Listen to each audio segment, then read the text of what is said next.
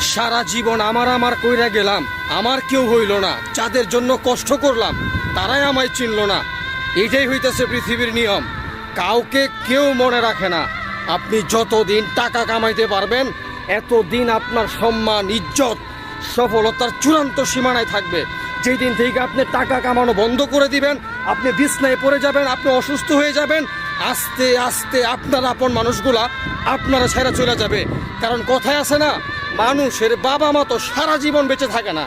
যদি একটা মানুষের বাবা মা সারা জীবন বেঁচে থাকতো, এই পৃথিবীতে আর কোনো আত্মীয় স্বজন, কোনো আপনজন, কোনো কিছুই লাগতো না। কারণ একটা মানুষের জন্য তার বাবা মাই শ্রেষ্ঠ। তার বাবা মার মতো দেখার মতো মানুষ এই পৃথিবীতে আল্লাহর কাউরে বানায় নাই।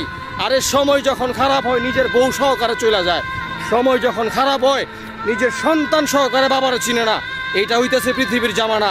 এখনো সময় আছে, নিজের জন্য কিছু করুন যাতে মানুষ আপনার জন্য করতে বাধ্য হয়।